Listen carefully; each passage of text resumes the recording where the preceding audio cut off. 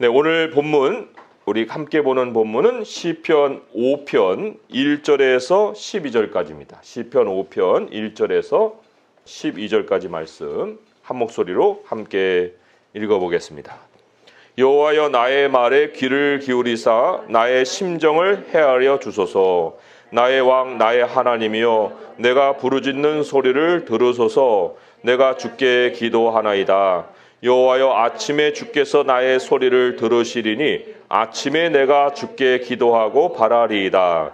주는 죄악을 기뻐하는 신이 아니시니 악이 주와 함께 머물지 못하며 오만한 자들이 주의 목전에 서지 못하리이다. 주는 모든 행악자를 미워하시며 거짓말하는 자들을 멸망시키시리이다. 여호와께서는 피 흘리기를 즐기는 자와 속이는 자를 싫어하시나이다.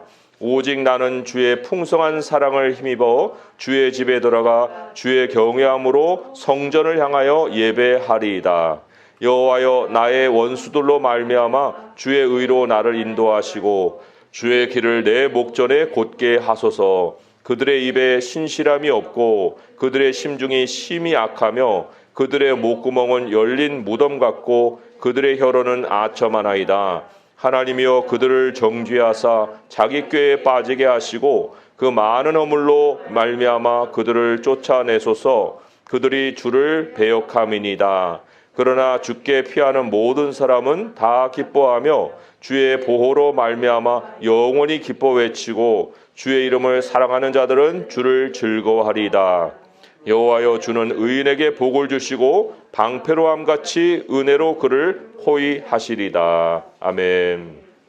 시편 5편은 기도를 가르치고 있습니다. 나는 기도하는가? 내 자신에게 물어보세요. 나의 기도, 나는 이 기도의 중요성을 알고 있는가? 그걸 안다면 당연히 기도하겠죠. 또 나는 이 기도의 중요성만 아니라 기도의 능력을 알고 있는가 하는 거예요. 기도의 능력. 도대체 기도가 무엇이길래 능력이 있는가 또 하겠죠. 이 기도라는 것은 하나님께서 영적 현실에 두신 놀라운 이 시스템과도 같아요. 영적 현실이 있습니다. 하나님이 창조를 해놓으셨는데 이 창조가 물질로만 되어 있는 게 아니에요. 영적인 현실이 공존하고 있어요. 그 안에 하나님이 아주 신비스럽게 우리에게 허락하신 것이 기도예요. 이 기도를 우리가 생각할 때 그냥 단순히 우리들이 생각하고 있는 이성으로 정의할 수가 없습니다. 영적인 현실이 있기 때문에. 자, 오늘 이 5편이 기도에 대해서 가르친다고 했는데 그 기도를 가르치는 첫 내용이 뭐냐면 기도는 말과 연결되어 있다는 거예요. 말과. 오늘 말씀을 1절을 한번 같이 보겠어요. 1절을 보시면 함께 읽어볼까요? 시작. 여호와여 나의 말에 귀를 기울이사 나의 심정을 헤아려 주소서. 여기 심정도 나오고 나의 말도 나와요. 그런데 그냥 심정이라면 말하지 않고 나의 말이라고도 했어요. 나의 말. 이게 무슨 얘기인가? 기도라는 것은 우리의 심정을 말로 바꾸는 거예요. 그냥 생각으로만 갖고 있는 게 아니라 그 마음에 있는 모든 것을 말로 바꾸는 것이 기도다. 이것이 영적인 비밀이에요. 또 창조자의 세계를 살아가는 걸 아는 사람의 모습이라고 할 수가 있습니다. 하나님이 세상을 생각으로 창조하셨나요? 뭐 아무 얘기도 안 하고 그냥 생각만 하고 있으면 누가 어떻게 알겠으며 성경은 그렇게 얘기하지 않잖아요. 하나님이 창조를 어떻게 하셨느냐? 가라사대. 옛날 성경은 가라사대 그랬어요. 이르시되 말씀으로 창조를 하셨다고요. 하나님이 이르시되 빛이 있으라 라고 말을 하셨다고요.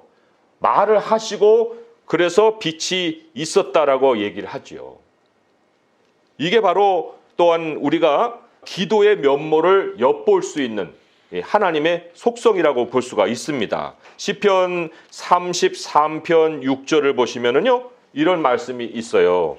시편 33편 6절에 여호와의 말씀으로 하늘이 지음이 되었으며 그 만상을 그의 입기운으로 이루었도다. 이렇게 나오죠. 다 모든 것을 하나님은 말씀으로 지으셨어요. 만상을 입기운으로 이루었다라고 얘기를 하십니다. 자, 이 입기운으로 이루었다는 게 어떤 뜻일까? 이거를 우리가 이사야서를 좀 참조해 보면은 매우 상세하게 하나님이 말씀으로 선포하셨다는 것을 알 수가 있어요. 이사야 40장 26절의 말씀 함께 또 이거 읽어볼까요? 이사야 40장 26절의 말씀 시작. 너희는 눈을 높이 들어 누가 이 모든 것을 창조하였나 보라. 주께서는 수요대로 만상을 이끌어내시고 그들의 모든 이름을 부르시나니 그의 권세가 크고 그의 능력이 강함으로 하나도 빠짐이 없느니라. 여기 모든 이름을 부르셨다. 이게 바로 하나님이 굉장히 디테일하게 상세하게 묘사하여서 창조하셨다라는 말씀이에요. 이름이라는 건 다 속성인데 너는 이런 속성을 가져라 하고 말씀을 선포하셔서 창조가 생겨났다는 거예요. 참 이거를 볼 때 하나님의 말씀에는 능력이 있어요. 하나님의 말씀은 빈말이 없습니다. 말씀이 나오면 반드시 그 말씀은 열매를 맺는다고 얘기를 하고 있어요. 이사야 55장, 거기 이제 조금만 더 넘기시면 이사야 55장이 나오죠. 이사야 55장 10절에서 11절의 말씀 같이 또 읽어볼까요? 이사야 55장 10절에서 11절의 말씀 읽어보겠습니다. 시작. 이는 비와 눈이 하늘로부터 내려서 그리로 되돌아가지 아니하고 땅을 적셔서 소출이 나게 하며 싹이 나게 하여 파종하는 자에게는 종자를 주며 먹는 자에게는 양식을 준 것 같이 내 입에서 나가는 말도 이와 같이 헛되이 내게로 되돌아오지 아니하고 나의 기뻐하는 뜻을 이루며 내가 보낸 일에 형통함이니라. 그러죠. 하나님은 입에서 말씀이 나가요. 생각 안에 말이 머물러 있는 게 아니라 입으로 나가고 그 말이 반드시 열매를 맺고 형통을 이루어낸다라고 말씀을 하고 있습니다. 그렇다면 도대체 이것과 기도가 무슨 상관이 있는가 하는 거죠. 굉장히 상관이 있습니다. 우리는 그냥 우리 자신을 보면 그냥 뭐 한낱 사람이에요. 그러나 하나님은 한낱 사람으로 우리를 창조하신 것이 아니라 하나님의 형상으로 창조하셨어요. 형상이라는 것은 이미지죠. 이미지. 하나님을 반영하는 존재입니다. 하나님을 반영한다는 것이 무슨 뜻이냐면 하나님의 속성을 반영할 수 있는 존재라는 거예요. 짐승과 다르게. 그렇다고 하면은 하나님의 속성 가운데 오늘 우리가 보는 것이 어떤 속성이에요? 말씀의 능력이죠. 우리는 하나님의 말씀의 능력을 반영할 수 있는 존재예요. 하나님의 말씀의 능력을 이미지로 나타내는 존재가 사람이에요. 우리예요. 우리 하나님의 백성. 이게 무슨 의미냐면은 그 말씀은 능력을 갖고 있기 때문에 그 말씀의 그 능력을 우리가 반영할 수 있는 그 장치가 우리 안에 무엇이냐면 기도라는 거예요. 기도. 놀랍지 않습니까? 하나님이 이 지혜가 무한하시고 생각이 참 오묘하시지만 그 지혜를 현실화할 때는 항상 말씀으로 선포하신 것처럼 우리도 생각이 많죠. 그렇지만 이 생각과 말은 완전히 다른 거예요. 이 말도 사람에게 하는 말과 기도 속에 하는 말은 완전히 다릅니다. 사람과의 이 말이라는 것은 그냥 나를 드러내는 거예요. 내 생각을 드러내는 거예요. 그렇지만 기도 속에 하는 말은 하나님의 이미지를 나타낸다는 거예요. 하나님의 이미지, 하나님의 능력이 따르기 때문에 기도에서 나오는 말은 하나님의 속성을 보여주는 것이라서 그 말은 사람이 그냥 하는 말과 다르게 능력을 동반한다는 겁니다. 우리가 그래서 우리의 심정을 하나님께 말로 바꿔서 이걸 기도로 드릴 수 있다는 거, 이게 하나님의 형상으로 다시 복원된 사람이 아니면 할 수가 없는 일이죠. 그냥은 일어나지 않는 일입니다. 그 기도가 왜 역사하는 줄을 우리는 알고 있는가라고 할 때 하나님이 우리에게 이미 자신의 모습을 통해서 그것이 역사한다는 것을 가르쳐 주셨어요. 창조자의 이 능력이 하나님의 말씀에 있다는 것을 우리에게 가르쳐 주셨기 때문에 기도가 역사한다는 것은 긴 설명이 필요하지 않습니다. 하나님이 나에게 주신 하나님의 속성이 내 안에서 기도로 반영이 되어서 그것은 능력이라는 결과를 나타낸다는 거예요. 그런데 하나님과 우리가 다른 점은 하나님은 말씀을 선포하시죠. 만상을 향해서 선포하세요. 그러나 우리는 이 말을 만상을 해서 선포하는 것이 아니라 하나님의 귀에 들려드리는 거예요. 우리의 말을. 그래서 오늘 말씀으로 돌아오면 2절의 말씀을 우리가 보겠습니다. 2절의 말씀에 같이 한번 또 읽어볼까요? 2절의 말씀 시작. 나의 왕 나의 하나님이여 내가 부르짖는 소리를 들으소서. 내가 주께 기도하나이다. 네, 주님이 우리의 기도를 들으신다. 우리는 주님의 귀에 말을 들려드리는 것. 이게 이제 기도이고 창조자와 우리의 다른 점이죠. 우리 성도님들 아까 이제 장로님도 염려에 대한 기도를 하셨는데 그렇잖아요. 심정 없는 사람 어디 있어요? 생각 없는 사람 어디 있어요? 그러나 그 심정과 생각이 우리에게 무엇을 자꾸 가져다 줍니까? 그 근심과 염려죠. 내 생각의 세계 안에서 뱅뱅뱅뱅 돌면은 그거는 염려를 낳을 수밖에 없습니다. 심지어 하나님의 약속을 마음에 간직하고 있어도 이 간직하는 것만 갖고는 역사가 일어나지 않는다고 성경이 얘기하십니다. 그게 어디에 있는가요? 에스겔서를 한번 가보세요. 에스겔 36장 36절에서 38절의 말씀 1209쪽에 있어요. 1209페이지 에스겔 36장 36절에서 38절 읽어보겠습니다. 시작. 너희 사방에 남은 이방 사람이 나 여호와가 무너진 곳을 건축하며 황폐한 자리에 심은 줄을 알리라. 나 여호와가 말하였으니 이루리라. 주 여호와께서 이같이 말씀하셨느니라. 그래도 이스라엘 족속이 이같이 자기들에게 이루어 주기를 내게 구하여야 할지라. 내가 그들의 수요를 양떼같이 많아지게 하되 제사 드릴 양떼 곧 예루살렘이 정한 절기의 양무리 같이 황폐한 성읍을 사람의 떼로 채우리라. 그리한즉 그들이 나를 여호와인 줄 알리라 하셨느니라. 앞에 굉장히 약속이 많이 나오죠. 회복의 약속이 있어요.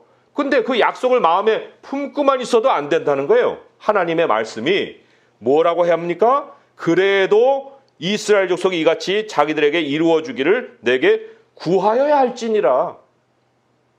이 말씀을 왜 이렇게 하십니까? 예수님의 말씀도 우리가 다 알잖아요. 마태복음에 보게 되면 우리 잘 아는 말씀이 있어요. 뭐예요? 구하라. 그러면 주실 것이요.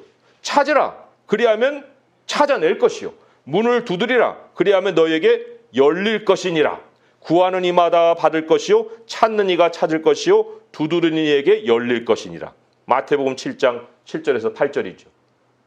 이 말씀을 왜 하셔요? 왜? 그냥 약속만 주시면 되지. 뭐 때문에 구하고 찾고 두드리라고 얘기하세요? 그거는 말로 바꾸라는 거예요. 마음의 생각을, 마음의 심정을 말로 바꿔서 입을 열어라. 내가 너에게 창조세계의 신비를 심어줬는데 왜 그 창조세계의 신비를 너는 사용하지 않니? 라고 말씀하시는 거죠. 그리하면 3번 나오잖아요. 구하라 그리하면, 찾으라 그리하면, 두드리라 그리하면 결과는 그 다음에 있는 거예요. 능력이라는 것은 말 다음에 찾아오는 것이라고 말씀을 하고 있어요. 그러니까 심정을 말로 바꾸는 것이 기도다 하는 거죠. 그때의 내 삶에 창조자의 능력이 나타난다는 거예요. 이게 바로 우리가 하나님이 창조해 놓으신 영적 현실을 누리는 거예요. 창조 안에 같이 공존하게 하신 영적 현실 속에 우리의 삶을 두는 거. 이게 바로 이제 기도를 하나님이 주신 그 목적이라고 할 수가 있습니다. 자, 그러면 오늘 이제 본문으로 돌아와서 근데 왜 아침에 기도할까요? 3절에 보니까 아침이 나오잖아요. 오늘 시편 5편 3절을 읽어볼게요. 시작. 여호와여 아침에 주께서 나의 소리를 들으시리니 아침에 내가 주께 기도하고 바라리이다. 이게 뭐예요? 기도를 아는 사람은 이 삶의 시간표를 잘 짜고 살아갈 수 있어요. 아침이라는 건 그 말 그대로 문자로 아침이에요. 이 삶의 우선순위거든요. 일어나서 첫 번째 하는 일, 뭐 이런 뜻입니다. 뭐 시간이 뭐 어떤 사람은 아침이 5시일 수도 있고 뭐 9시일 수도 있고 하는데 아무튼 하루를 시작하는 첫 시간, 이거를 이제 우리가 아침이라고 볼 때 하나님을 앞세우는 거예요. 아침에 내가 기도한다는 거. 하나님이 나의 길을 인도해 주시기를 바라는 거예요. 하나님이 나보다 앞에 가시기를 바라는 거예요. 그러면 하나님이 길을 여신다고요. 하나님이 우리가 아침에 기도를 하면. 그런데 그냥 내 생각대로 뭐 그냥 되는 대로 하루를 시작을 한다? 그러면 사람의 생각으로 하루를 시작하면요. 이게 복잡해집니다. 그 선택해야 될 것이 되게 많아져요. 이걸 해야 되는가? 저걸 해야 되는가? 이게 따라가는 게 쉬워요? 아니면 끌고 가는 게 쉬워요? 따라가는 게 쉽죠. 그 하나님께 따라가기 위해서 기도하는 게 바로 아침에 기도하는 거예요. 우리가 살아가는 세상의 현실을 영적으로 직시할 필요가 있습니다. 다 착한 사람들만 있으면 뭐 얼마나 좋아요. 그런데 하나님이 이 세상 사람들을 오늘 이제 시편 5편에서 이렇게 묘사하고 있습니다. 야, 너 세상이 그렇게 만만한 게 아니야. 너 맨날 살아갈 때 사람들 안 만나고 살 수 있어? 너 사람 피하고 살 수 없잖아. 네가 살아가는 모든 삶에는 사람들이 있는 거야. 우리의 선택이라는 것은 다른 걸 얘기하는 게 아니라요. 사람과의 만남을 얘기하는 거예요. 그 만남은 만날수록 기회가 많아질수록 내가 해야 될 말도 많아지고 또 생각해야 될 것도 거리들이 많아지는 거예요. 그러면 이 세상이 도대체 어떻게 돌아가길래 하나님이 먼저 나에게 나와서 기도하라고 하실까? 세상 사람들에게도 말이 있습니다. 이게 뭐 하나님의 형상만 가지고만 있는 사람이 말이 있는 게 아니에요. 말씀드렸죠? 사람의 말도 있고 기도의 말도 있다고요. 그런데 세상 사람들은 기도의 말은 없고 사람의 말만 있는 거예요.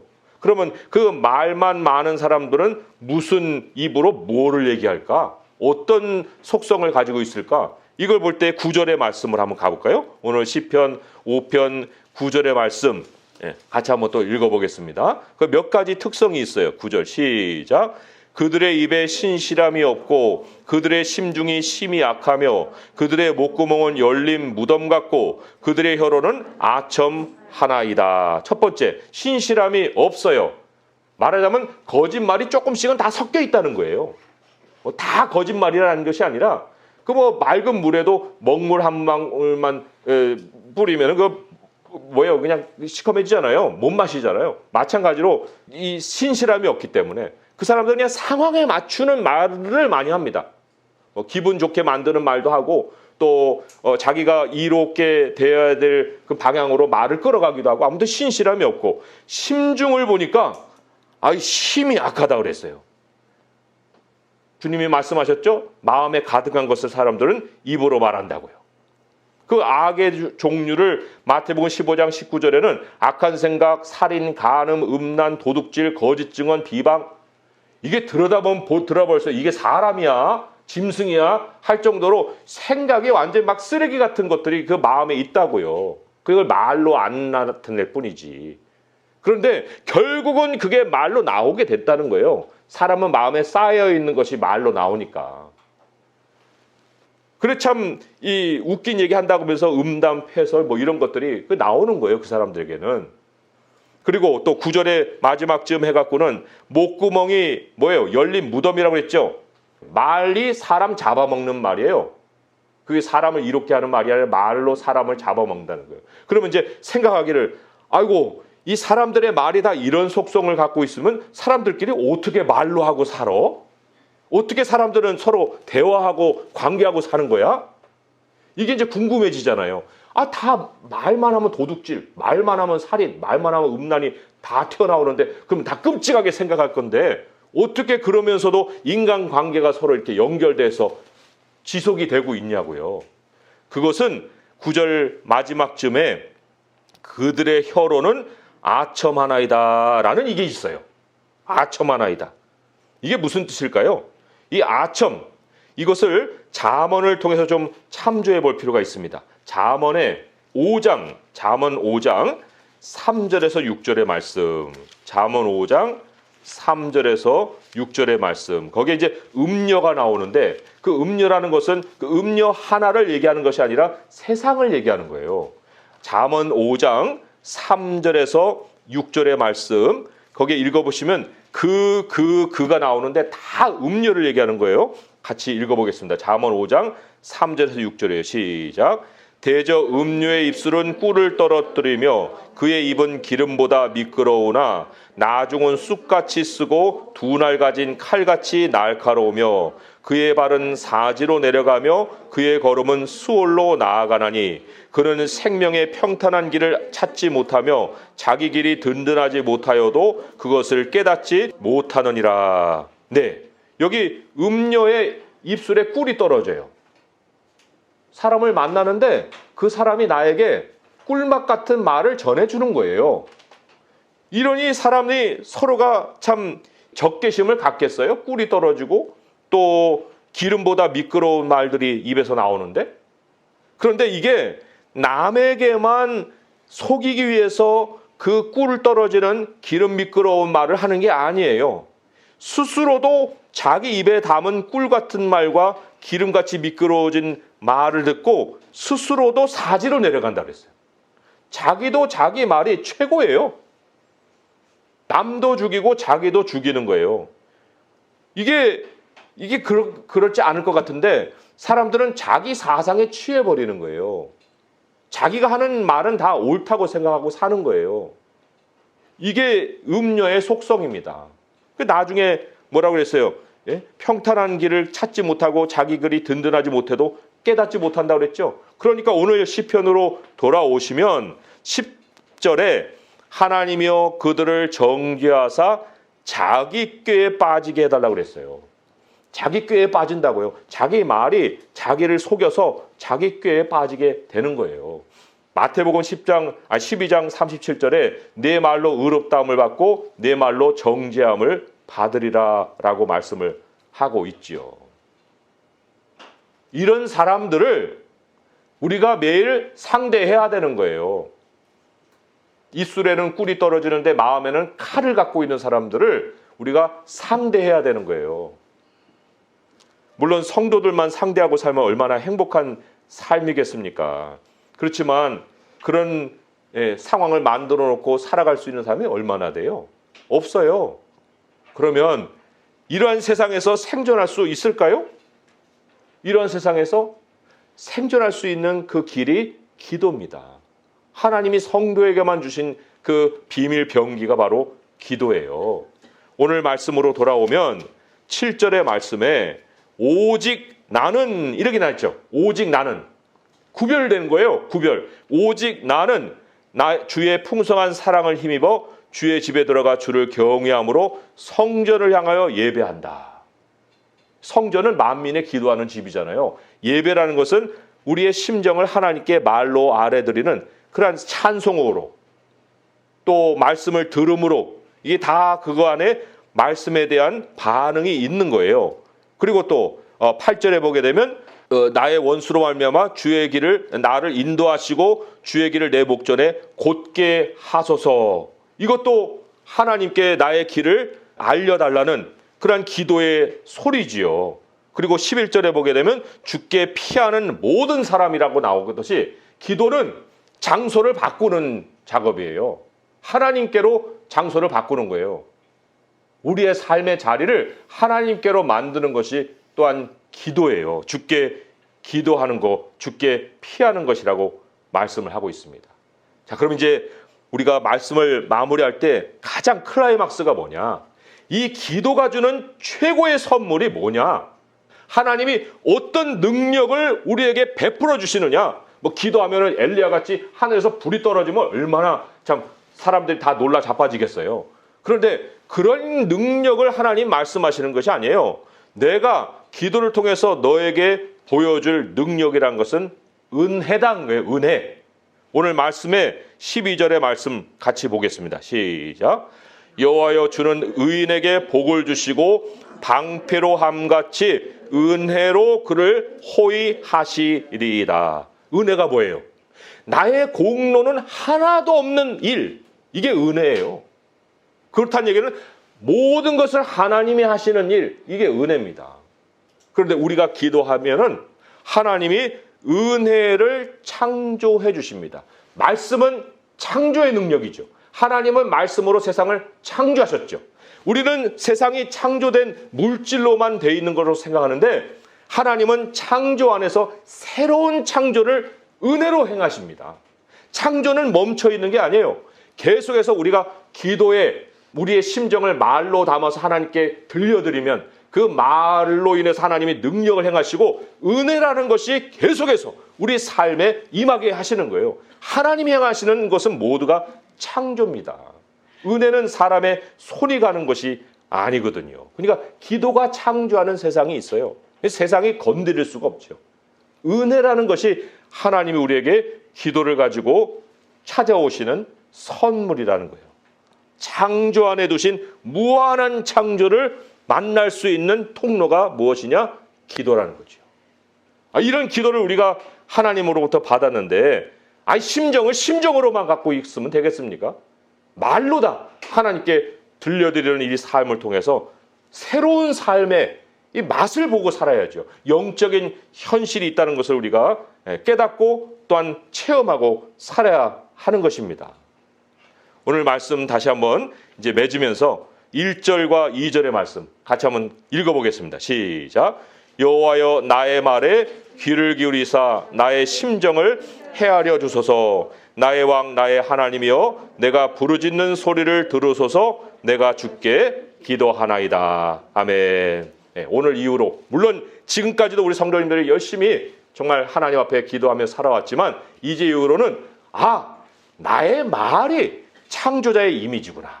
이 말로 하나님의 능력을 체험할 수 있구나. 그리고 하나님의 은혜가 나의 삶 속에 창조의 또 다른 세계의 맛을 보게 하는구나. 이 생각을 가지고 우리 주님을 기도로 찾아가면서 말로 주님 앞에 나의 심정을 쏟아낼 수 있는 성도 될 수 있기를 주님의 이름으로 축원드립니다. 네, 기도하겠습니다. 하나님 아버지 감사합니다. 저희들 안에 하나님은 영의 현실을 함께 창조하여 주셨습니다. 아담은 그것을 다 잃어버리고 육체만 남고 흙으로 돌아가는 존재가 되었으나 우리 주님이 우리 안에 새 사람을 창조하시고 거듭나게 하사 이 새 사람으로 주님 앞에 찾아나가게 하시고 심정을 쏟아내게 하시며 하나님께서 이미 이 땅에 창조해 놓으신 그 창조 안에 영적인 현실을 볼 수 있는 그러한 삶을 이끌어 가십니다. 아버지요, 이제는 염려하지 않습니다. 근심하지 않습니다. 그런 생각이 우리를 파고들 때마다 말로다가 주 앞에 막 바꾸게 하시고 우리의 심정을 쏟아내게 하시고 하나님의 귀에 들리게 하여 주옵소서. 아버지 하나님, 우리가 만나는 세상 사람들의 속성도 알게 되었사오니 아버지여, 그들이 앞에서는 꿀 같은 말을 하오나 그들의 마음에는 심령에는 심히 악한 것이 있다 했습니다. 아버지여, 그러하오나 우리에게는 그들을 악으로 악을 갚지 않게 하시고 우리들의 기도함으로 하나님 그들을 대하게 하시고 그들의 영혼도 주님 앞에 돌아올 수 있는 길을 우리가 기도로 준비할 수 있도록 하여 주옵소서. 아버지, 우리의 주변의 모든 사람들의 영혼들이 우리 주님을 만나는 놀라운 은혜의 선물이 있게 하여 주시옵소서. 이 모든 간구 우리 주 예수 그리스도의 이름으로 감사하며 기도합니다. 아멘.